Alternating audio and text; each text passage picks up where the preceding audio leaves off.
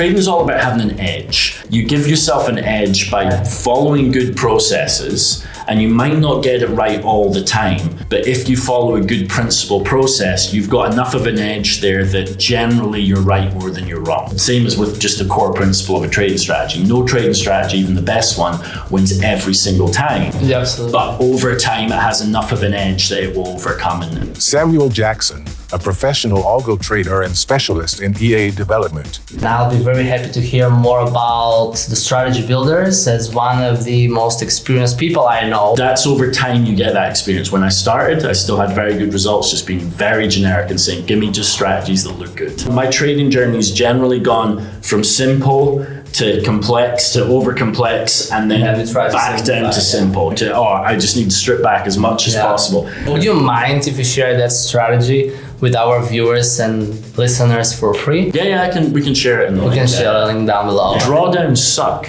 but they are part of trading, and you have to trade through them and keep following the rules. Algo trading makes that a lot easier, but you have to just suck up and keep trading those rules to then, see the edge out. The strategies may be showing a risk of overfitting or failing. I'll just get rid of it, have a threshold, stick to it, done. Emotion, impatience, and greed. Those three are going to get you in trading, and you have to be in control. A mid-range laptop is all you need. One. Sam, thank you very much for flying all the way from Australia for the podcast. And I'll be very happy to hear more about the strategy builders as one of the most experienced people I know. I've seen you have passed plenty of prop challenges, you have live accounts, and I can say you're quite successful with EAs from strategy builders. And I'll be happy if you share more of your experience today. My pleasure to be here, Petko. So let's start with what actually is a strategy builder? Can you please explain it with simple words? I would say if you're coming to trading as someone reasonably new, you've got a few options. And one is you can either purchase a third-party system, or typically you may even be someone who has knowledge of how the market works, and you might be able to code up things yourself, right? But you need to have programming skills. You're going to have programming skills for that, or learn them. And those would be the two typical ways. But a third way is the strategy builders. Right. And they're a great tool for beginner and advanced traders alike. But let's say as a beginner, what you're able to do in its most basic form, you're able to have completely untargeted approach and just have all the options for different indicators, different levels of stop loss and take profit, different ratios there, entry and exit rules, and you're able to just generate strategies. And what it will do is it will try out loads of different random combinations of all these indicators with different parameters and different variables and different stop loss and take profits, and it will find strategies that suit a basic criteria that you give it. So you might tell it, I want a certain number of trades and a certain kind of profit factor or a certain return to draw down. Once it's tested out all these combinations, any that pass your criteria, it will show you the curve, and then you can look at these and then further scrutinize. And you don't need to code. They also then, once you've found a strategy you like the look of, and I'll talk about that more because there's a little bit more complexity than that, but once you've found a strategy you like the look of and go, I want to trade this, you can just export it as an expert advisor, and you can trade on trader platforms. We can say for the beginners that it saves all of the coding, because with one click you can download the ready code for the strategy. Yeah, two big advantages. One, no coding, but two, also, you don't need to necessarily have much knowledge of market structure and how the market moves and things like that. You just need to know that end part of how to trade and how to set your risk and what the expectations are. And you've managed to generate, can you explain what that means to the beginners? It means that they don't need to have any strategy in mind, right? I typically tend to have two approaches. Right. One is I'll have a very general approach where I set parameters with a large range. So let's say I've got a stop loss of between X and Y, and I let all the indicators be turned on, so it has all those options and maybe quite a few potential entry and exit rules. So it's got a lot to work with, and it will spit out loads of strategies, and they may be trends following strategies, they may be mean reversion, they may be scalping, who knows. the basic pro. So you really don't need to know what you're looking for. But as you get more advanced, then you can actually kind of go, well, hold on. I want to develop maybe a scalping strategy that looks for small profits on the USD. So then you reduce, for example, the take profit. Yeah, you can be more targeted and kind of go, okay, actually, I'd like a small take profit and maybe a little bit of a bigger stop loss so I get a higher win rate. And I maybe don't want to use, I maybe see that maybe certain indicators I don't want to use, so I can kind of be a bit more structured. Which is something I did recently. I recently developed a Euro USD scalping strategy that very, very much specifically was like, I just wanted a strategy that quickly made trades. So I made trades, and by the time it opened and closed the trades, that happened in a day. I didn't want trades to be held for a long time, so I set that as a criteria. Don't show me strategies that don't have trades open for more than a day. And I was like, I want a small take profit, and I fixed that at 30 pips. And I wanted a slightly larger, double the size stop loss. And I just wanted it to be able to just jump into trades and have a higher win rate. Because sometimes just higher win rate strategies are just more psychologically easy to trade. You know, if it wins 70% of the trades, you know. And so that's what I did, and it's worked really well. You know, so that was a targeted approach, but that's over time you get that experience. When I started, I still had very good results, just being very generic and saying, give me just strategies that look good. That makes sense. Would you mind if you share that strategy with our viewers and listeners for free? Yeah, we can share it in the link. We can share a link down below. As I understand from you, if you're a beginner, the best approach is just generate a bunch of strategies, right? Yes. And pick which one you want to use. But how do you select which one you use? Like, what happens after you export it? Do you start trading with them straight away? Or you go through some validation, backtesting on MetaTrader? What do you do after that? The first part of the generation process, that's just focusing on generating strategies. So it's going to spit out a lot of strategies that pass your criteria and look good. Good equity curves and look good, right? But the thing with one big risk with the strategy generators, it's not a bad feature of them. It's not a problem. It's just an inherent part of strategy generation, is that you are able to fit kind of your criteria to the past data, and it may not work in the future, right? So that's really your biggest risk, and you have to know right from the start that when you get a bunch, let's say you've generated 300 strategies, you've got 300 strategies in the collection, and they all look good. Pretty much I can guarantee probably at least half of them are going to be overfit, and that's sometimes the problem. It's probably more like 60%. It's not a flaw, it's just an inherent problem with strategy generation. And so then what you need to move to is you need to go, well, how do I mitigate that risk? It's always going to be there. You can't guarantee anything in trading. And it's not even just that. You can't guarantee you avoid over-optimization. You can do all the things right, and maybe you might just pick one that does have it. Trading is all about having an edge. You give yourself an edge by following good processes, and you might not get it right all the time, but generally, you know, you might pick 10 strategies a month to trade kind of thing. But if you follow a good principle process, you've got enough of an edge there that generally you're right more than you're wrong. Same as with just the core principle of a trading strategy. No trading strategy, even the best one, wins every single time. Yeah, absolutely. But over time, it has enough of an edge that it will overcome and thingy. Basically, my main thing is I'm trying to mitigate overfitting. Okay, that's always what I'm trying to do.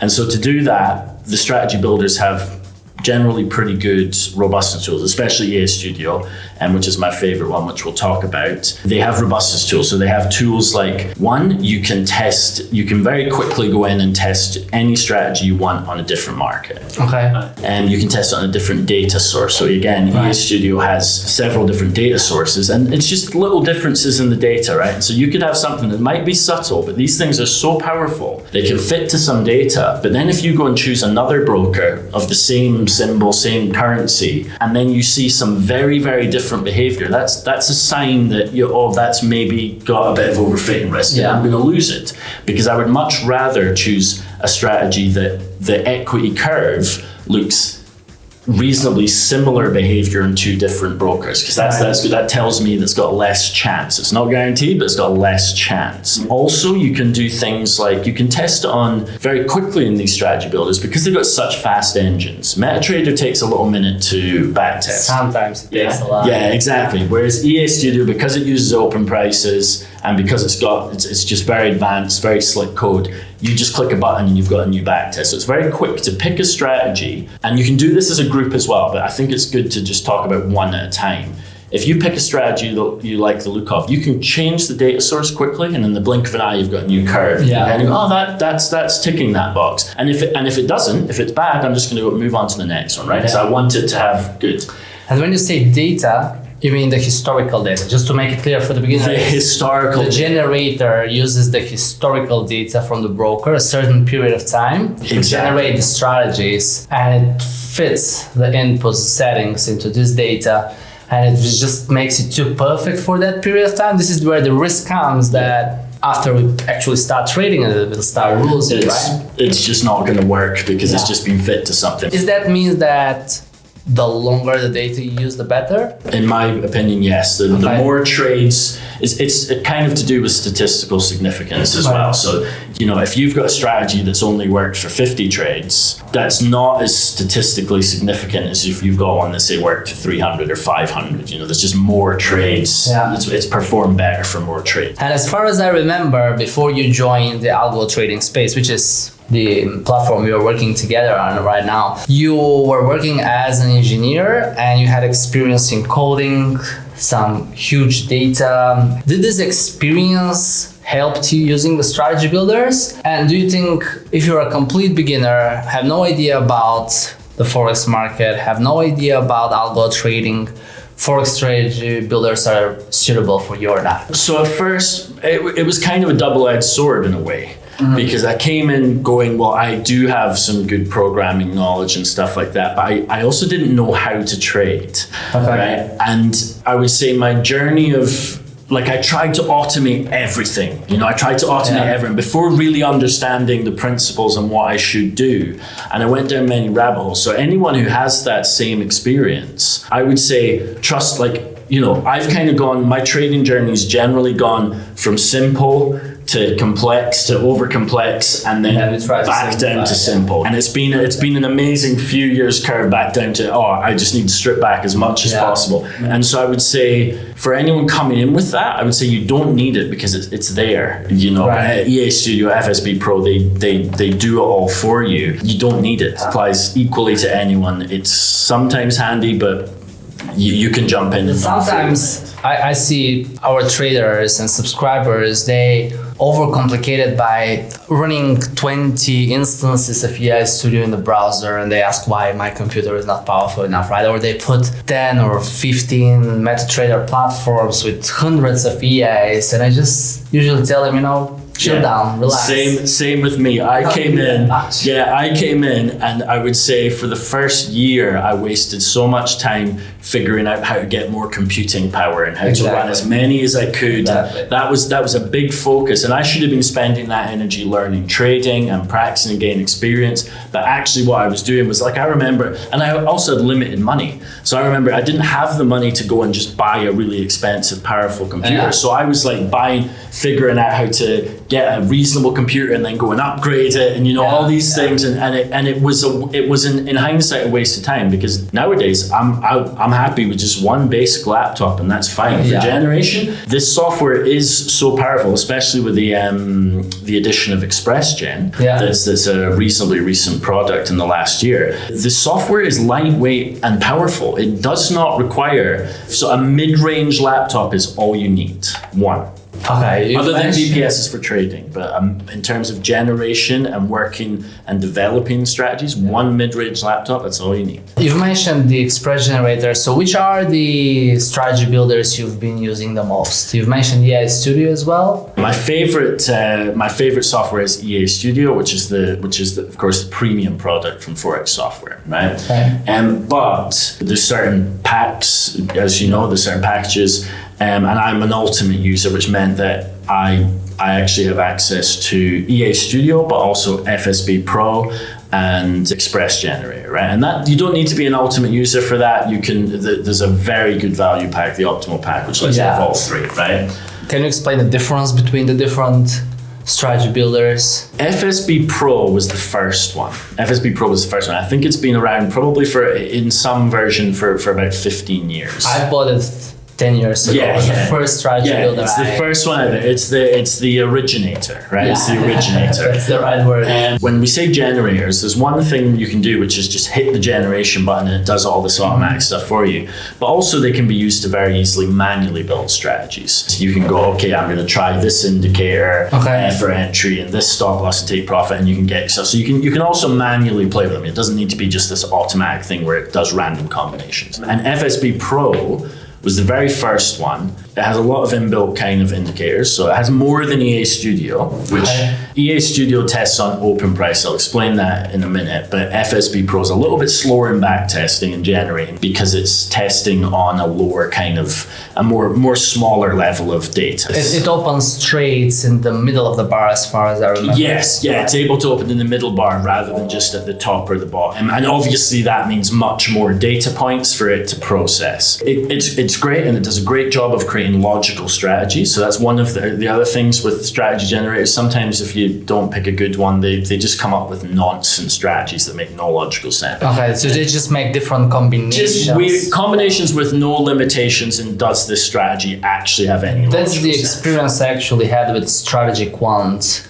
When I was choosing the first time which strategy builder to pick, I think it was Strategy Quant and FSB Pro at this time. And I picked FSB Pro at this time exactly for the reason that the strategies were logical. Yeah. And Strategy Quant was generating strategies that were just Made no sense. no sense. Like RSI multiplied by MACD divided by whatever. I don't remember. Have you tested other strategy builders from other companies, not just Forex software? Only Strategy Quant. Yeah, it'd be good to discuss the pros and cons, but I'll maybe finish just mention the different builders. So that's FSB Pro. That was the start product, and then the next product that Miro developed was EA Studio, or the next big Forex strategy builder, right? Yeah. She's done loads of little projects. It's just always programming something. But the next one was EA Studio, and my understanding from talking to him is that's like an evolution of all the lessons he learned from FSB Pro as, I wish I maybe did something a little bit differently. Right. So EA Studio in some ways sounds like the simpler product, and it is, and it does sound like the more beginner friendly, and it is. And FSB Pro sounds like, it's this more professional product, and it can be too, but it doesn't mean that EA Studio hasn't got a lot of advantages, and it's like an evolution of FSB Pro in a main way. Okay. And the two things that it does really well is, one, it uses these open prices, as I said, and that makes it very, very fast. And those are coded into the strategies, right? So it's not like you back test on something and then you trade. Like I've done so many tests on this. It back tests well in EA Studio because it's using open and close, but then when it actually trades, it's only using open and close too, really. Can you explain to the beginners what is the open price? Yeah. What it means for the back test? So this is what I mean. So basically, I favor trading the hourly candle. Okay. So the hourly candle is made up of, in every hourly candle, you have, say, the next time frame is there's 2 M30 candles, and there's 4 M15 candles in there, and there's 60 M1 candles. Right. And then the next level down in terms of signals, that all the things that occur in this bar is the tick data. And they happen, there's no set time, they just happen, but you're gonna have a lot of tick data in a candle, right? So many different buy and sell things have happened of different spreads and stuff within this candle. Yeah. And what a back tester sees, if you want an accurate back test, right? The most accurate thing, the absolute most accurate thing is you can test on every single little tick, or let's say M1 data, right? Every little M1 bar, because if you've got an hourly candle, you don't know what price, anywhere in between that, if it hit this price, say 2/3 down before it hit 1/3 up, I mean, the back tester doesn't really know that. We don't know what happened inside. We don't know what happened inside that candle. So the back tester has to make a decision.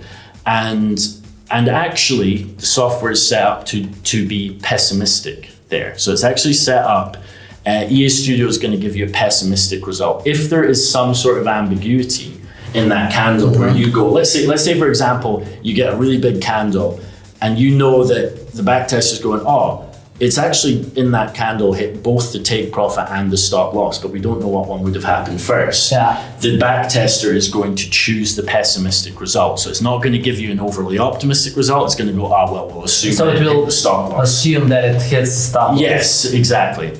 But then by doing that, see, with FSB Pro and also Strategy Quant X does this as well, it's actually using the M1 data. And so what it's then doing is and it just means it takes 60 times as long, because it's got much more data points to work with. The big advantage by just using those 2 points is that it backtests a lot faster, right? It's a lot faster. So it generates a lot faster. I mean, EA Studio, you hit run, and in 10 seconds you've generated 1,000 different combinations already, kind of thing. So it just you can run overnight, and it's tried 1 million different combinations. I mean, the computer's working very, very hard.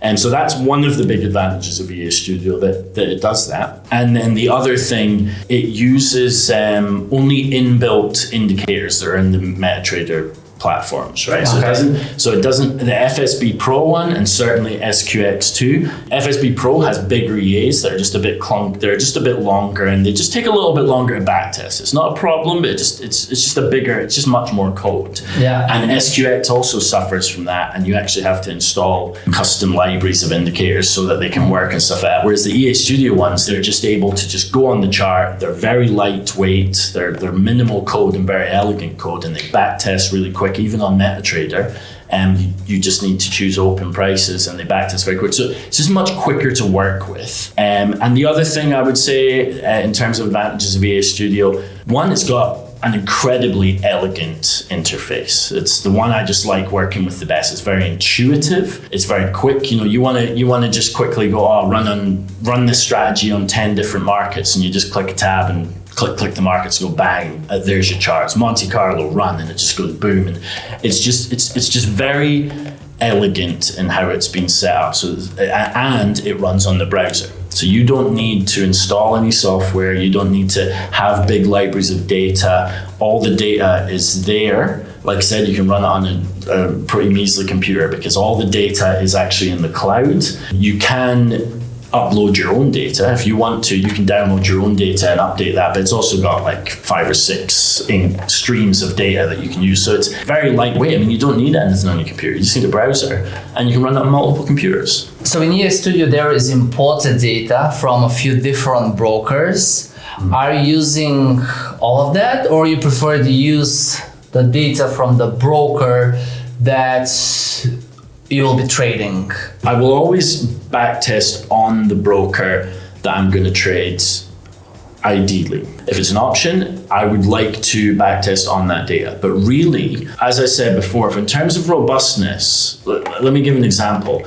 I would rather trade on a random broker and have all of EA Studio's inbuilt data look like they trade well, because it's got Darwin X, it's got Black Bull, it's got 8cap, it's got the premium data, which is Dukas copy. I would rather that if I clicked on all of those on the strategy and they all traded reasonably well, I would be pretty happy going, I'll trade that on any broker. But if a broker is available, that's ideal. And that's why EA Studio is so good, is because it's got my favorite broker, which is Black Bull. Okay, so what my flow is I want it to pass all of them, but then whenever I'm setting my risk or anything like that, my final broker, usually as my favorite broker, is Black Bull, because it's going to be different with all of them. Like I said, sometimes the risk of overfitting is that it can be so different you don't want to trade it, but it's going to be different in all of them. So if I'm now going to trade Black Bull, I'm very happy that it's got Black Bull data inherent in it. And I can look at that and go, well, this is how it's traded here. This is the risk. This is the lot size that should be set. And this is my expectations of what the equity curve should look and my win rate. And then I'm going to then personally, I often go to live straight away, but I still recommend, and I still do it myself sometimes. Then what I'll do is I'll save that strategy, because EA Studio lets you import and export data strategies very easily. You can export an MT4 file. So I'll put it into incubation. And I'll go, okay, I've got that strategy there, and it's a real contender for a live strategy, right? It's a real contender for me trading live and risking real money. But I know that this strategy has a 70% win rate. The drawdown shouldn't exceed so much and stuff. So what I like to do and what I encourage anyone that I teach to do is I put it on demo for a short period so I can get at least 10 trades. Okay. Ideally maybe a bit more, but at least 10 trades or a month's trading usually depends on the time frame. And I like to see that strategy has a similar win rate, a similar behavior. It's not like suddenly it behaves very differently. And that get on the data I'm going to, so in this case, Black Bull demo account, and then I'll move it to a Black Bull live account. So that's personally what I recommend. So that's kind of a forward test. Backtest is when we use the data in the strategy builder or the one that we export or the backtest in MetaTrader. Then once you put it on, the moment you export and put on a MetaTrader account, doesn't matter if it's a demo or live, that's the forward test. You want to see how it performs on the unknown data. Yes, yeah, exactly. Just with the variable spreads and the and swaps and just make sure it's just kind of a final test. And if you generate the EAs, let's say with Black Bull, do you then backtest it on MetaTrader? Because if you use the historical data of Black Bull in EA Studio, do you still need to backtest it on MetaTrader or it matches perfectly? I would always recommend it, and there's two reasons. The big thing is the variable spread. Okay. In the past, and this has actually changed. There is an updated feature in EA Studio that makes this a lot better. So if I've got a strategy that looks good on Black Bull, right? Typically in MetaTrader gives two drawdowns. The EA Studio doesn't, but this is one reason why EA Studio EAs tend to be very good, is the equity. Unlike many of the grid martingales and stuff out there, the equity drawdown is going to reasonably closely match the balance drawdown, but they are going to be different. And you can see this in the software because there's two different lines, right?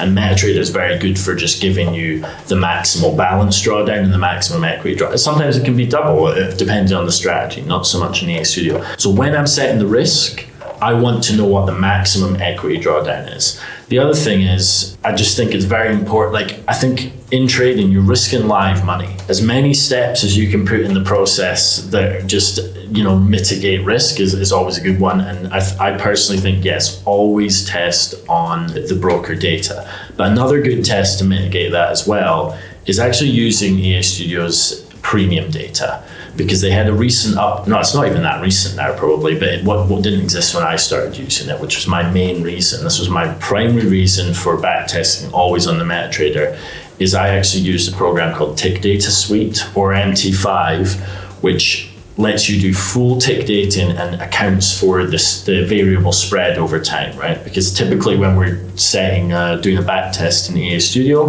we're going to set the spread. We're going to say this is the spread that we're going to use.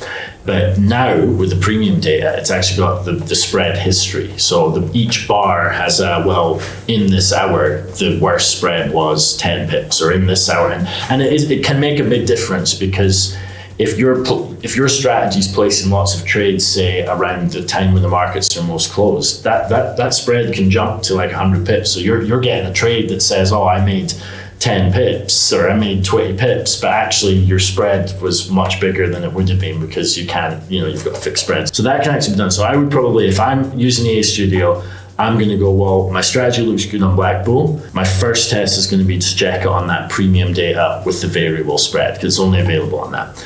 And then I'm going to go, well, it looks good on both of those. Now I'm going to, because you don't want to, if you export too much, you're going to end up maybe just testing too many, and some of them aren't good. Right. But I want to have as much confidence in the strategy as possible before I export it from EA Studio, because that's the fast tool to use, right?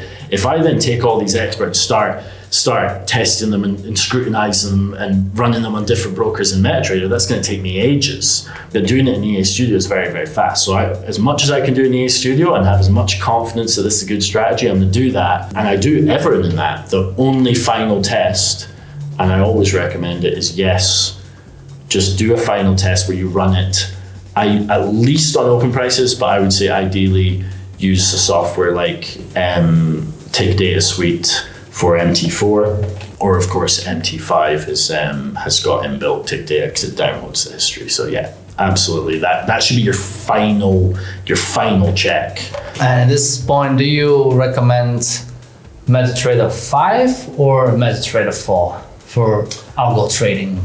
Okay, so yeah, this is a one where I would recommend MetaTrader 5 for everyone starting trading and are certainly new to trading.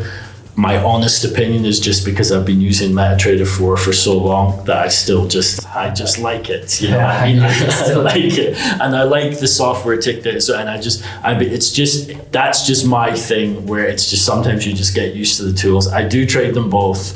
I would say yes, go with MetaTrader 5. But if I'm just being honest, I've been using MetaTrader 4 for so long. I just like it. And you've mentioned the Express Generator, which is the latest Forex strategy generator launched by Forex Software. Do you use the program? Yeah.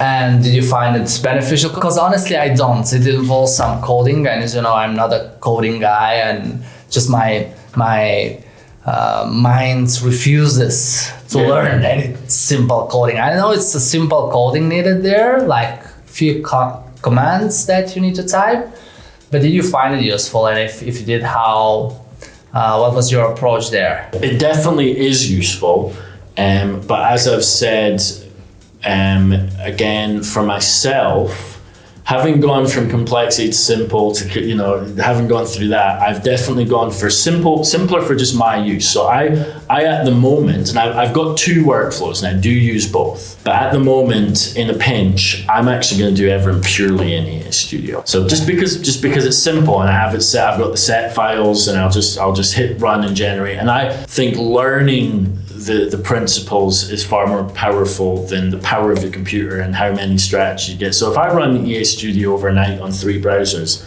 that's going to give me plenty to work with. Yeah. That's going to give me plenty to work with, and I can find some good strategies from that. So that's okay.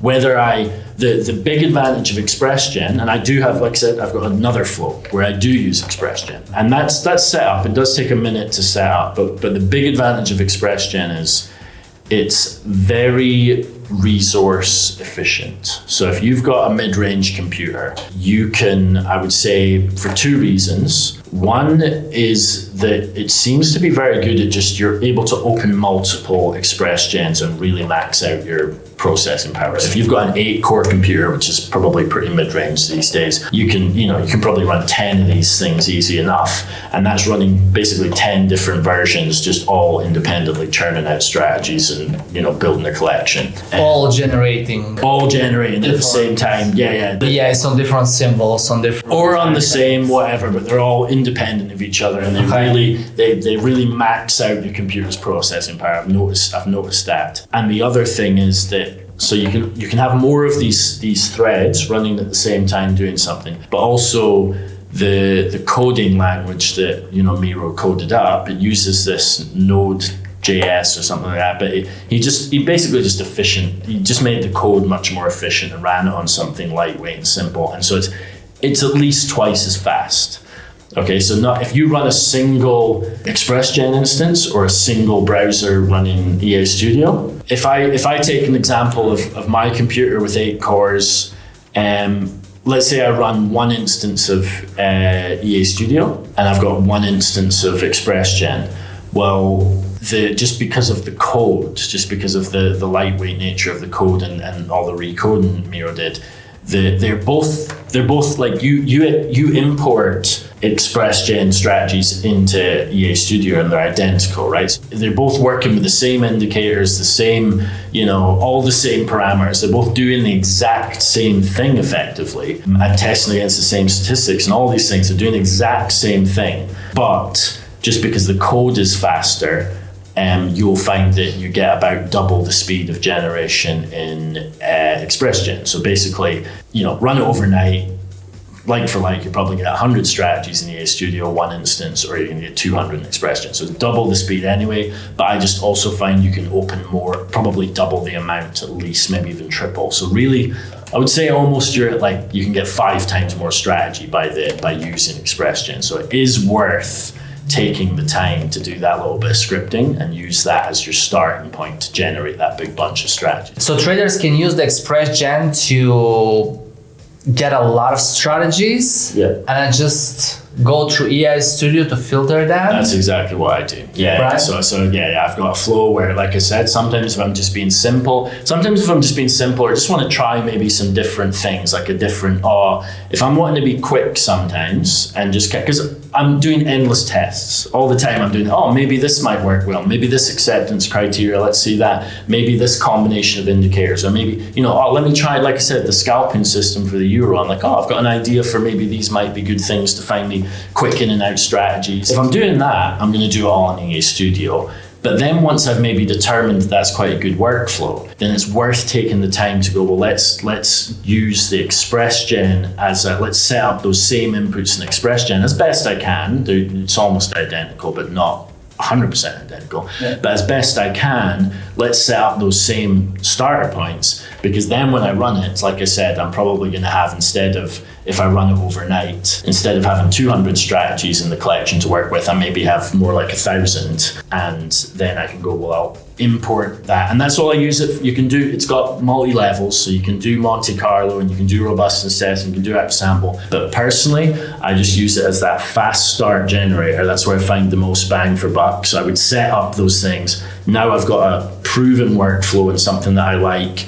And then if I'm going to hit the button again, it'll give me a bunch of strategies. And of course, in EA Studio, you've got the validator, which you can just pull in as many different collections as you want. And you've got all those 1,000 strategies and just go boom, run them through EA Studio. It might trim out some duplicate ones, and you've got more to work with as a starting point. And you've mentioned the Strategy Quant X as another piece of software from another developer. I think they're a company which was sold out recently to another company. And they're quite popular. My only experience was to figure out that the strategies were not really logical, so I chose FSB Pro at this time. What are the pros and cons of the Strategy Quant X? And if the strategies are not logical, how come it's so popular? I think at that time, they can be more logical, but Strategy Quant X is much less friendly out the box. Okay. So EA Studio, like I said, I've been trading for a long time. I know I've done a lot of SQX, I've done a lot of FSB Pro. EA Studio seems like the simpler, more beginner product, but it's still the one I use the most because I've just found over time I get the best results from. And it's definitely the most simple out of the box. The defaults are good. You can come in pretty easily and set a few simple inputs and you can get good strategies out. I didn't find that with SQX, and the reason is that there's a lot more customization in there, and complex isn't better in this game. More complex is not better, but there's a lot more kind of options things. So the defaults I found are going to give you some illogical stuff. They are going to give you some illogical stuff. If you've been doing it a while, you're able to go in and go, well, don't do certain things and only use these signals. And you can make it a bit more logical. I even spent a while trying to just get Strategy Quant X to basically mimic as close to EA Studio as I could, you know what I mean? I used as much of the, I gave it as much of the same. I was like, only use these indicators, only use these signals. So I mean, I actually have a file somewhere that's like SQX EA Studio settings, you know what I mean? Even that didn't give me as good results as I'd like. It has its complexity. And it does have its value. So it's not a bad problem. And that particular problem has been lessened. But I've just found over time, I've had accounts running for many years, demo accounts, running. I kept things separate. Here's my all my EA Studio robots that I've passed all my robustness tests and I've finally made it to. There's a hell of a lot that has to go on for me to even put something on a demo.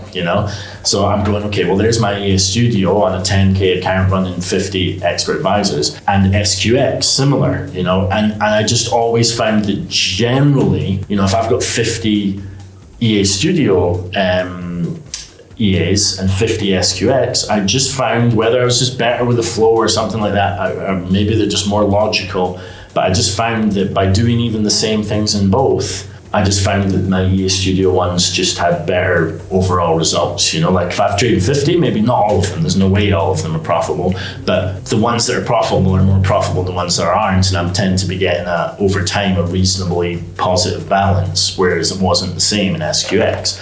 Now that was a while ago. A few other very key advantages, and like I said, for some people who are willing to spend some time, they can go in and they can do some complex stuff, but it's not necessarily better. But actually, this is what matters, right? The results at the end of the day from the EAs, because we can always compare the different pieces of software. There are pros and cons with each for sure. But at the end, what matters is the result of the EAs they produce, right? If it's losing, it's losing. It's nothing to do. If it's profitable, then great. We can pick some of the EAs to trade. That's something very similar to what I did recently with some of the brokers we are using. I just placed the same 3 EAs on 3 different accounts with 3 different brokers, same account size, and the results were so different. I was shocked to see how different the results are with 3 different regulated brokers. Because same thing, we can compare different brokers for ages, like pros and cons, what types of accounts they have, what's the spreads, what's the commission. But at the end, it's all about which gives you a better execution speed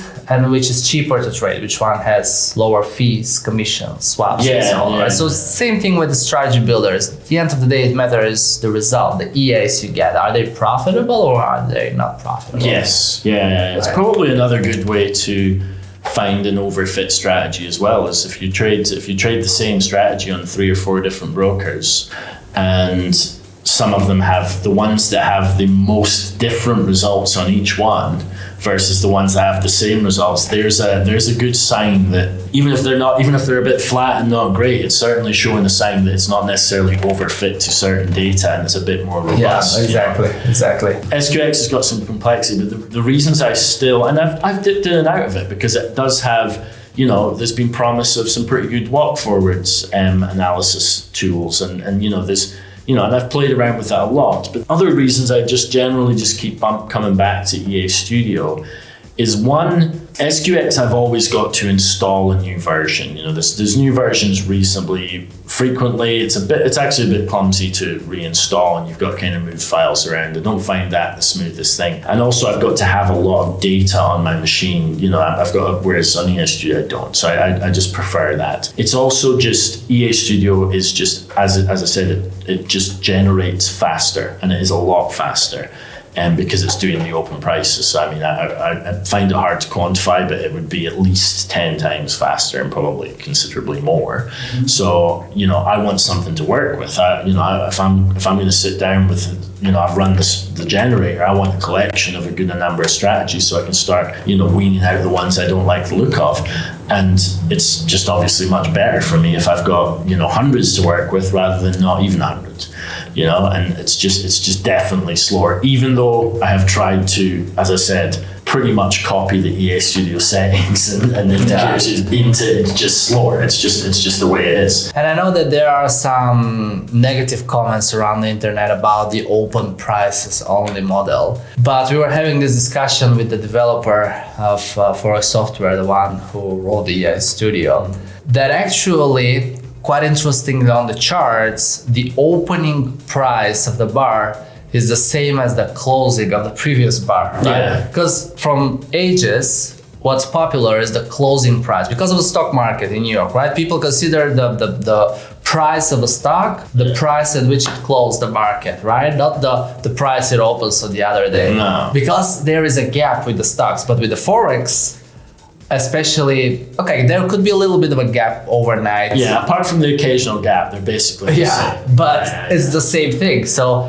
I think people should not stay away from strategy builders just for the reason that they are not trading on the close of the price. And in MetaTrader, which is the most popular platform for algo trading, it trades on open prices as an available model. There is no closing. No. Exactly. So that's really important. I would agree with that. Yeah, I've definitely, like when I came into it and learned all about the open and control points, like I said, again, got a backtest on control points, got a backtest on every tick. And then over time, just realized that the open price was so much faster, and it's pessimistic too. And I've found 99% of the time with EA Studio EAs, what looks to be a certain equity curve with the open price model, go and test it full tick, takes 10 times as long at least. Usually if you're going from open to full tick, it's more like from 5 seconds for it to do 10 years to like 2 minutes kind of thing. So it's exponentially a longer time. But I've always found with these EAs, just because of the way they're coded and things like that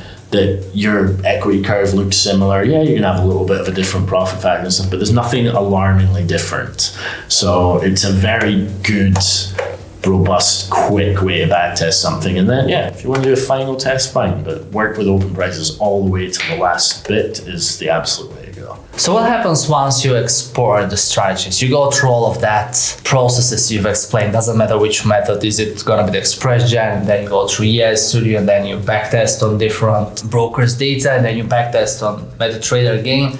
Once you put the EAs in your live account or prop firm challenge, what happens then? Do you leave and forget it, or do you update them? Do you keep an eye on them? I let them trade. See, here's the thing. I find it very hard, and I've not really had much success in trying to time the markets in any way. You can have a good strategy, and there is ways to do it, but for me, I just haven't had that. It's too unreliable, and it's also a lot of work for me, is my opinion and my experience. So I've tried it. I just haven't had the success with it. And I like to be a lazy trader.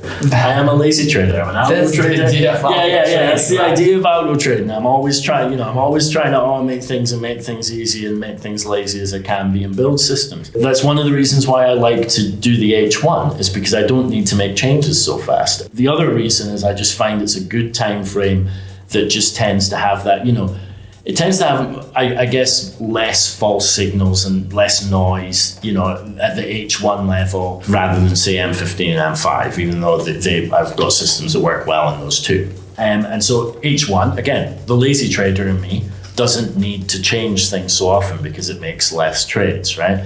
But what I do is, rather than continually scrutinizing things and changing things, I like to just put something on that I think is robust and has a chance, not just next week or next month, but actually has a chance over the next 50 plus trades to make profit, right? Because I've done all these robustness tests and I think this is robust.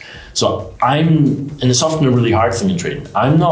I've done it so many times as well. I'll put on a strategy and it might lose 10 trades. It might look bad. But if I look at the back test and kind of see that that's happened before and the drawdown's no worse than it's ever been, well, I'm just going, well, it's possibly one of those things, but it should be a robust strategy. It should come out of that.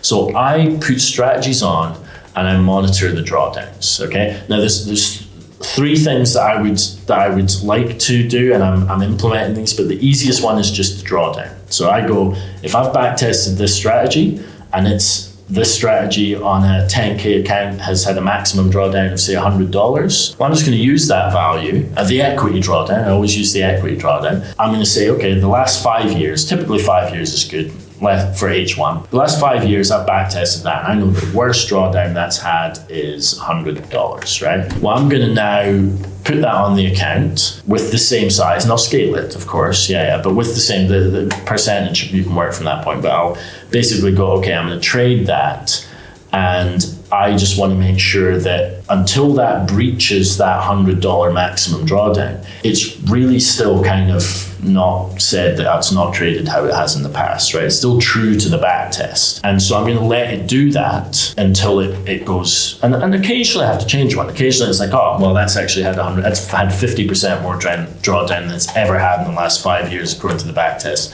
I'm retiring that strategy. But I'm not just going to retire something because it's had 10 bad trades and it's still kind of, it's if you look back on any kind of equity curve, you're like, oh yeah, that happened. So why am I just removing that when I think it's a robust strategy that should get out of this? I'm not going to. Yeah, that's exactly what I actually say to many of our students and traders that follow us that have a little bit of a drawdown or an EA failed, doesn't matter from Strategy Builders or from some EA vendor, they lost like 10% or 5% and they ask me what to do and I say, now it's actually the best time to start with it. the drawdown is over. Yeah. Usually it's, if it's not an overfit strategy, then it's the absolute best time. It's Best time to start it after a loss. Same thing with the Bitcoin. The best time to buy it is after the dip, not on the top. Yes. Yeah. Exactly. Yeah. And often after, it happened with me in that recent video I made, the FTMO payout, right? And I show the payout, and you see the curve, and immediately when I got that funded account, I went for a 5% product, right? Yeah. But I knew, well, I've traded this on the validation, I've traded this on this, I've got the back tests, so it's going down immediately. And this was for a month or something, a month, maybe 2 months, that it's going down to 5%. But it didn't break any of my rules. Nothing showed up as, I think maybe one possibly did. One I removed from that now, but I just made one small change. It's trading like 10 expert advisors, and one of them I maybe went, okay, I think I'm gonna retire you. You're pretty close to being, an obvious bad one. But other than that, the others are all trading, and it's a tweak. And then, over the next month, it comes up and hits enough profit for me to, and that's, drawdowns suck, but they are part of trading, and you have to trade through them and keep following the rules. Algo Trading makes that a lot easier, but you have to just suck it up and keep trading those rules to then, see the edge out. And because the market changes all the time. And the reason we're seeing these, so many of these strategies, you'll see them go up and down, up and down, up and down. Well, it's just the market's a bit different, and that particular strategy isn't working so well for whatever large market context is going on at that moment. But over the grand scheme of 10 years, that more often than not, it has been working, and it'll come back. So that's all that's happening. The market's just having a bit of a bad time for that particular strategy, and you don't know when that's going to turn around. The best you can do is go, well, I can see in the past that the worst that should happen is this. And if it doesn't, I'm seeing too big of changes, and the strategy's maybe showing a risk of overfitting or failing. I'll just get rid of it, have a threshold, stick to it, done. And that's actually quite similar to investing into the stock market or the S&P 500. Just what you said. Historically, it made like 10% a year, but it might happen that sometimes it will be flat, or even you'll lose a little bit, but in the long term, it keeps gaining and it keeps gaining. Yeah. The most successful investors are those that hold for ages, right? Yeah. So pretty much the same thing. But I agree with you that if your backtest shows, let's say, a drawdown of 10%, and if it exceeds that, then you say, okay, that's extraordinary case. And then it's gone. And that can be, in my mind, that's kind of one of two reasons. It's that the market is always evolving and changing. So sometimes it could just be that it was a good strategy, wasn't an overfit strategy, it was actually a good strategy, and it only worked for a little while, and the market just kind of changed a bit too much, and it's not going to work again. And that's why nothing we trade, no third party, nothing will just continue always making profits and always work and always run smoothly. Markets change, and you need to adapt to them. And the other reason is that it could be a signal that it was just one of the, when I'm dealing with strategy generators, it could just, and not just strategy generators, you can overfit a strategy made from logic, any strategy, but it could just be, oh, well, that's now a sign that I took all the risks mitigation I could to mitigate putting an overfit strategy on, but maybe one just got through. Yeah, maybe one just got through, and that happens. Again, it's that edge where you go, well, luckily, if you've got a good flow, it happens a lot less than it doesn't happen. It doesn't happen as much as you actually putting good strategies through if you've got a good, robust flow that helps you find good strategies. And it's just part of it. So it maybe eats a little bit of your profits, but you're still making profits. Do you build grid EAs with expert advisors? As far as I know, with EA Studio, you can't, but with FSB Pro, you can. Yeah. Use grid or Martingale systems, or do you use only grid systems purchased from marketplace or from vendors that are with a proven track record? I played around with coding some my own, and I did code some myself, but I found that as a grid, trading strategy, I've tended to just, there's enough third-party ones out there to not have to do that. and a lot of them are relatively cheap. And even my favorite one is actually just because it's a good one that I can optimize myself and it's free, is the Dark Venus.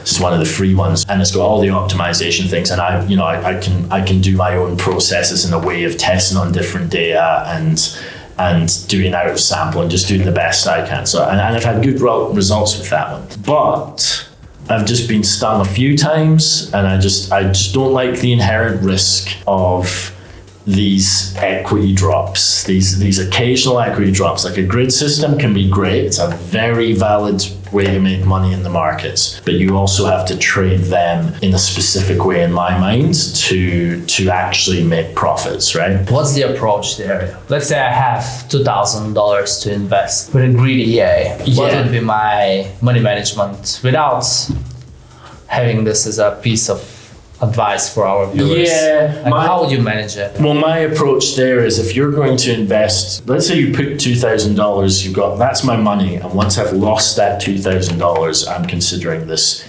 EA failed. It's not going to make me money, right? So the worst thing you can do is, of course, put that $2,000 all in one account, set the risk a bit too high, set a trade in. You maybe you turn that 2,000 into 10,000 because you just leave it in there. But then eventually and inevitably, you're going to hit that period where the equity drawdown bombs, and you thought you'd made $10,000 and you're going around telling all your friends I made $10,000, and boom, you've lost everything, including the starting $2,000, right? That's the worst thing you can do. And that's what 90% of people are going to do, right? Because trading is, the big things, the big kind of fallbacks in trading are, greed and impatience. They're in fear of missing out and all those things, right? Yeah, fortunately. So to trade those sensibly, my opinion is you would take that $2,000 and you would say, because you know that there are times when you might blow and let's just say you've not got any account protection or anything like this. So let's say you've not got fit, and you should have, but let's just say for simplicity's sake, you've not. So basically, for simplicity's sake, you're going to have steady kind of balance line and profits, because that's what they typically do. And then all of a sudden, you're going to have this big, large dip. That's what they do. And it happens, you don't know when, it happens randomly, and it can be a year, it can be, who knows.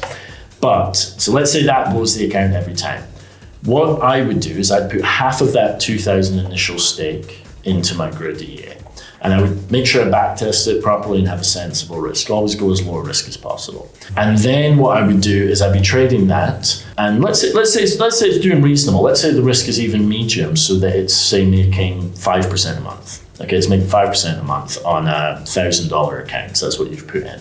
I would withdraw, say, every 5% or every month, regular intervals, because there's always that risk that you might build it and then it blows. So I would always be taking that money out, and I'd be stockpiling that, and I'd be going, okay, I want to make back that 1,000 because I haven't made any money yet, because at any point in time, this can blow my entire 1,000. So I can't consider myself having made any money until I've pulled out enough profits to cover that 1,000. And from that point onwards, then you're making money. So you're saying that traders are not making money until they double their account. Until they recover what they've put in.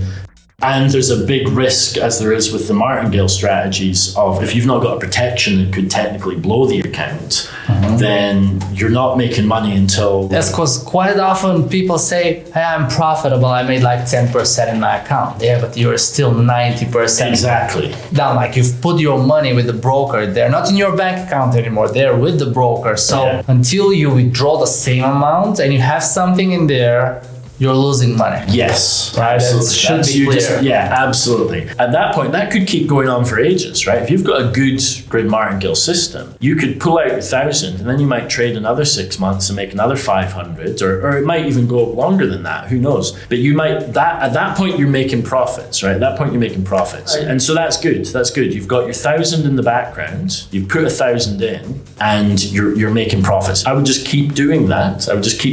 Eventually, it will. So let's say, inevitably, as always happens, bang, you've blown it. But guess what? You've recovered your 1,000.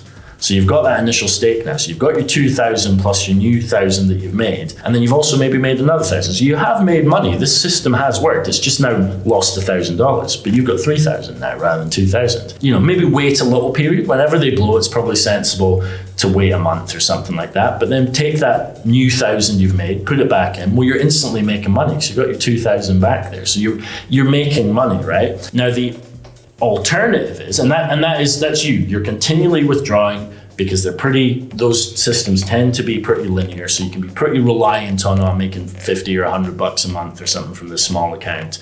And you've got something consistent and you know that you've got a bit of a buffer because you've also got that money in the background. So even if it blows maybe quicker than it did last time, well, you get another shot. And trading is all about the long term. So over 10 years, is that going to make you profits? If it's a good grid martingale system, yes. But let's say you have a bad one. Again, do the same thing. You take that 2,000 original stake and you say put in 1,000. Trade it for, maybe makes $200-$300 and then it blows the account. So you've maybe pulled out, $200, but you've lost your $1,000 account. So now you're down. You've not got $2,000. You've got maybe, $1,200. Well, yeah, put that next 1,000 in there and trade it again. Maybe 6 months down the line. Again, it blows the account. You've maybe pulled out another $300-$400, but now you're going, it's been a year and I've lost, $1,300 on this system. I might give up on it.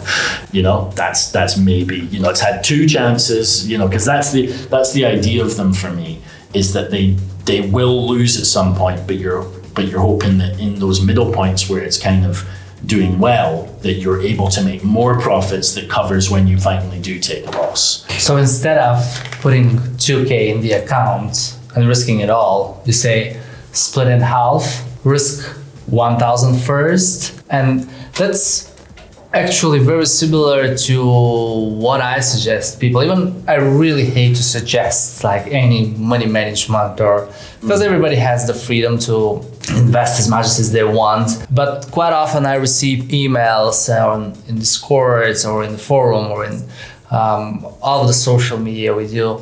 And people say, I have saved 10,000 for trading. I want to trade with this money. What should I be trading? Which robots to pick? And I say, okay, from the 10K you have saved, just put 1,000.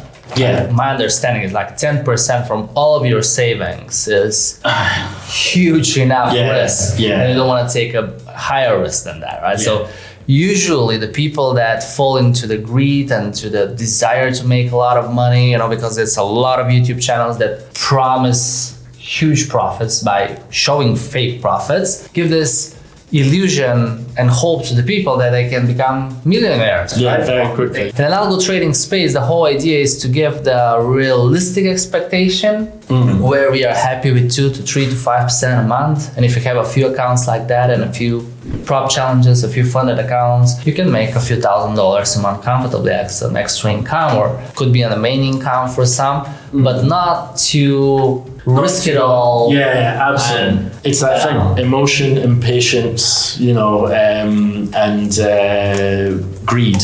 Those 3 are going to get you in trading, and you have to be in control. Which is strange that we still mention those feelings in algo trading, right? Because they're typical for manual trading, right? They're very much there. And quite often people say algo trading will eliminate the emotions, and probably we've said it in some of the videos, but still you need to manage the account. You need to decide how much you're risking. After a loss, what do? Do you restart the account? Do you start with a bigger size? Yeah. Do you abandon this strategy? Even now and then, when my funded accounts or my main accounts that I have, real money on the line kind of are in drawdown. Even now, I'm moody for a couple of weeks or a month, I'm not as moody as I used to be. But I've been doing this for a good while, and I've been through many drawdowns and come out on top. It happens more often than not that will happen. But it doesn't mean that it doesn't still get me with the emotion of I'm in a drawdown that sucks, and I don't like it, and it's there. Yeah. Emotions are very much a part of all trading. You got money on the line, emotions are there, but they just don't happen on. The one thing that is a much lower risk in algo trading is they don't happen on the battlefield level. You know what I mean? Like, you might be in a bit of I maybe need to take some action here. I'm not liking being in this drawdown. But you have the time to go and have a look at, at each strategy and have a look at the drawdown each one's particularly in and compare it and kind of go, oh no, I should feel comfortable, this is okay. You have more time to kind of process the emotions in, say, manual, certainly like day trading and stuff like that, is you have much smaller time frame to deal with that. You might have a bit of fear, and that might make you do the wrong thing, or like not follow your rules and stuff like that. So it's much more impactful in manual trading, really, but it is absolutely there in algo trading, no doubt. Yeah, absolutely. Yeah, exactly. And because there are emotions in algo trading as well, we need to put some rules for ourselves. For example, for me, it is always a 50% hard stop loss or a protection in the account, which pretty much covers with what you said. You separate 2K into two accounts, 1K each, or it could be if they are in one account, you just set the protection to 50%, so you're still risking, right, 1,000. And regular withdrawals, which before I used to do at 50%. I was always waiting to reach 50% before withdrawal. But recently I realized that it's actually to do it on a more regular basis, like 20%, and probably it's even lower. But that's a personal choice. Everybody should decide how much is willing to risk and where he wants to take the profits. And if we have to sum this up and to wrap it up, if there are beginners interested in strategy builders, what is the process they have to follow? Which pieces of software they need, and what are the steps they need to take? If you can summarize that in a few sentences. As I said, my typical, over years of developing flows and stuff, typically one of the flows that I work with the most at the moment is the following. As discussed, I use Express Generator to maximize my computer power and just generate as many strategies as I can. I think and it's quite simple to do that. I use Express Generator to just be the fast generator to give me as many collections as I can. But there's no robustness or anything like that. Then what I do is and that's all computer. That's click, go, come back. You've wasted 10 seconds, right? Then I come back and I import all of those into EA Studio. Now it's slightly more manually here, but basically I'll have a setting file set up with my validation settings. So typically this is where I want to start running some high level robustness tests. So I'll set in the validator to run, like, say, the Monte Carlo. And I often think the multi-market's a good one too. Just because it's also a quick one that can just be done with the click of a button. It can test on a few different markets and go, is it doing okay? And that just brings maybe filters out some of the worst ones and brings more to the top, so it gives me a better kind of collection to work with. At that point, I might have 50 strategies left. It's now I've weaned this 1,000 down to, say, 50, right? And usually I'll maybe have I'll be doing all this on one broker, but then I'll take that collection. And again, with the EA Studio, it's really good. I can take that collection and go, let's now run this through a different broker, because these have all done well on this broker, and I might take that 50 and run them on a different broker, and now I've only got 30 that have all got desirable equity curves. So now I'm working with 30. At that point, that's when I'm going to start opening up each one and just going, what is this contender for trading? So I'm going to open it up and I'm just quickly going to just have a look at the rules, but you don't need to do that. So if you're a complete beginner, you skip that step. I did for a long, long time. But knowing, sometimes I'm just going to have a look and go, does it look a little bit sensible? Do I like the look of the strategy? I'm maybe going to open up the chart and have a look at, just a few trades and just go, does that seem to be catching something? Or what's it, and also what's it doing sometimes? Again, if you're a beginner, you just skip this. But as you get more advanced, you might have a bit of an eye for going, this is a range trader. It's got a bit of a range trading, logic, and it trades 70% win rate, and it's okay. That looks like sensible.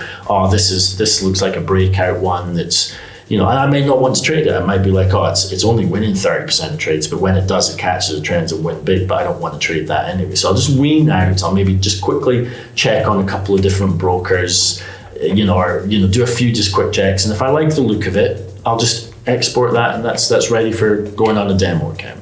You've also then got one more optional step, and you can do this either in FSB Pro or EA Studio, is let's say you've got a strategy you like the look of, it makes like 500 trades over 10 years, it looks pretty good. But you might kind of go, well, I might just try a couple of simple filters here. I might just see if I add like a couple of manual filters, like maybe I, buy or sell when the price is above the, say, 200 moving average or whatever.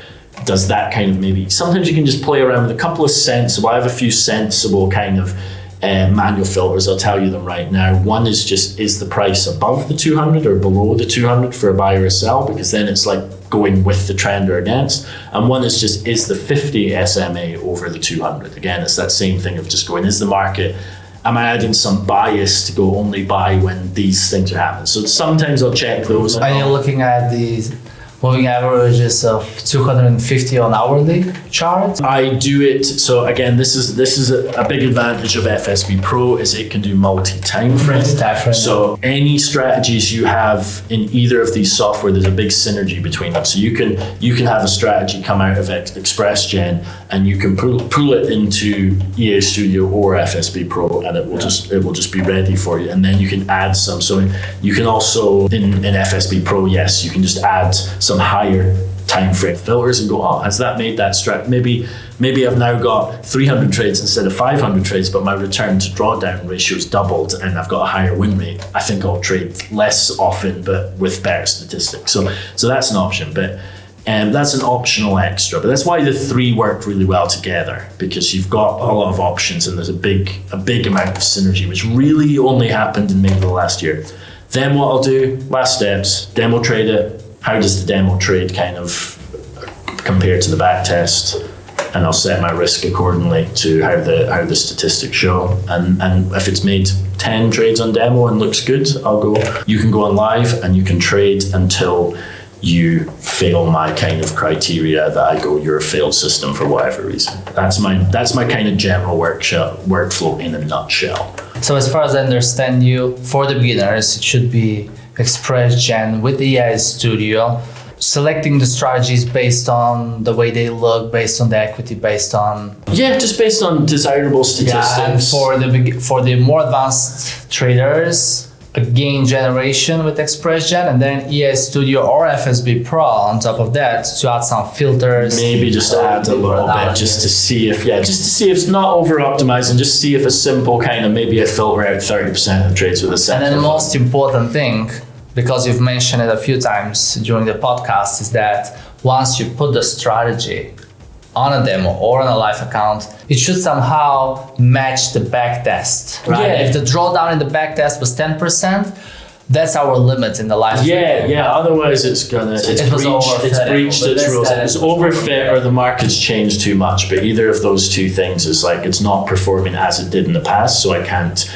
keep trading it and have any expectations of it. Until that point, I trust it, and then after that, you're gone. I really thank you for all the information, Sam. I hope we didn't make it too nerdy, but no. The people that stayed with us until the end, they've learned a lot from you, and I'm really happy to have you as a guest in my podcast studio. I'm proud of all of the work you've done for the algo trading space, helping so many of the new students joining. And I hope it's going to be the last podcast we do together. Yeah. No, thanks very much. My pleasure. Speaking to you. Cheers.